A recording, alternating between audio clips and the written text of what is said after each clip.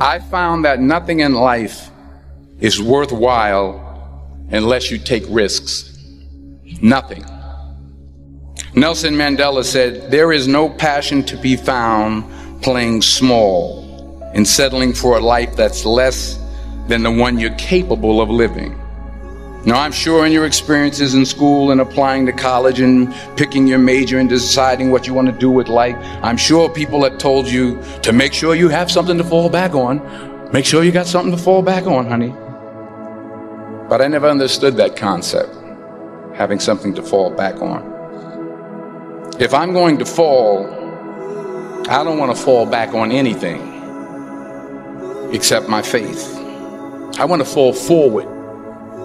I figure at least this way I'll see what I'm going to hit. Fall forward. This is what I mean.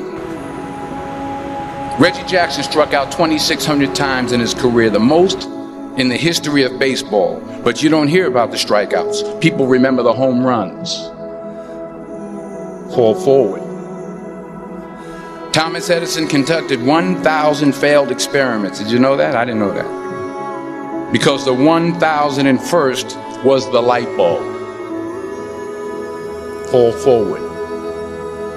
Every failed experiment is one step closer to success. You've got to take risks, and I'm sure you've probably heard that before, but I want to talk to you about why that's so important. First, you will fail at some point in your life. Accept it. You will lose. You will embarrass yourself. You will suck at something. There's no doubt about it. And I know that's probably not a traditional message for a graduation ceremony, but hey, I'm telling you, embrace it, because it's inevitable. And I should know. In the acting business, you fail all the time. Early on in my career, I auditioned for a part in a Broadway musical. Perfect role for me, I thought, except for the fact that I can't sing. So I'm in the wings, I'm about to go on stage, but the guy in front of me, he's singing like Pavarotti. He's just, and he's just going on and on and on. And I'm just shrinking, I'm getting smaller and smaller. So they say, "Oh, thank you very much, and you'll be hearing from us." So I come out with my little sheet music, and it was Just My Imagination by the Temptations. That's what I came up with. So I hand it to the accompanist, and she looks at it and looks at me and looks out at the director and was like, So I start, I'm going to sing. I'm like, "It's just my imagination once again, and then coming away with me." And I'm not saying anything, so I'm thinking I'm getting better. So I just start getting into it. It was just running. This, oh yeah, thank you very much, Mr. Washington. Thank you. So I assumed I didn't get the job. But the next part of the audition, he called me back. The next part of the audition is the acting part of the audition. So I'm like, hey, okay, maybe I can't sing, but I know I can act. So they pair me with this guy, and again, I didn't know about musical theater. And musical theater is big, so they can reach everyone all the way in the back of the stadium. And I'm more from a realistic, naturalistic kind of acting where you actually talk to the person next to you. So I don't know what my line was. My line was, "Well, hand me the cup." And his line was, "Well, I will hand you the cup, my dear. The cup will be there to be handed to you." I say, "Oh, okay." "Well, should I give you the cup back?" "Oh, yes, you should give it back to me, because that is my cup and it should be given back to me." I didn't get the job. But here's the thing. I didn't quit. I didn't fall back. I walked out of there to prepare for the next audition, and the next audition, and the next audition. I prayed. I prayed. And I prayed. But I continued to fail and fail and failed. But it didn't matter, because you know what? There's an old saying, you hang around the barbershop long enough, sooner or later you're going to get a haircut. So you will catch a break, and I did catch a break. Last year, I did a play called Fences on Broadway. Someone talked about it. Won the Tony Award. And I didn't have to sing, by the way. But here's the kicker. It was at the Court Theater.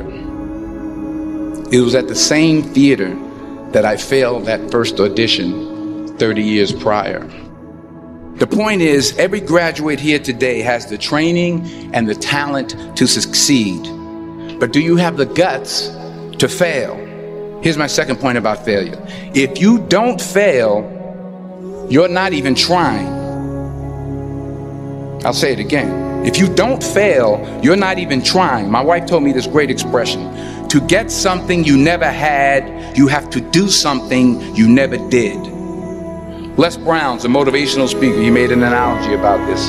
He says, imagine you're on your deathbed, and standing around your deathbed are the ghosts representing your unfulfilled potential. The ghost of the ideas you never acted on. The ghost of the talents you didn't use. And they're standing around your bed, angry, disappointed, and upset. They say, we came to you because you could have brought us to life, they say. And now we have to go to the grave together. So I ask you today, how many ghosts are going to be around your bed when your time comes? You've invested a lot in your education, and people have invested in you. And let me tell you, the world needs your talents, man, does it ever. I just got back from Africa like 2 days ago, so if I'm rambling on, it's because I'm jet lagged. I just got back from South Africa. It's a beautiful country, but there are places there with terrible poverty that need help. And Africa is just the tip of the iceberg. The Middle East needs your help. Japan needs your help. Alabama needs your help. Tennessee needs your help. Louisiana needs your help. Philadelphia needs your help. The world needs a lot, and we need it from you. We really do. We need it from you young people. I mean, I'm not speaking for the rest of us up here, but I know I'm getting a little grayer. We need it from you, the young people, because remember this. So you got to get out there. You got to give it everything you got, whether it's your time, your talent, your prayers, or your treasures. Because remember this. You will never see a U-Haul behind a hearse. You can't take it with you. The Egyptians tried it, and all they got was robbed. So the question is, what are you going to do with what you have? I'm not talking about how much you have. Some of you are business majors. Some of you are theologians, nurses, sociologists. Some of you have money. Some of you have patience. Some of you have kindness. Some of you have love. Some of you have the gift of long suffering. Whatever it is, whatever your gift is, what are you going to do with what you have? All right, now here's my last point about failure. Sometimes it's the best way to figure out where you're going. Your life will never be a straight path. I began at Fordham University as a pre-med student. I took a course called the cardiac morphogenesis. I still can't say it. It's cardiac morphogenesis. I couldn't read it. I couldn't say it. I sure couldn't pass it.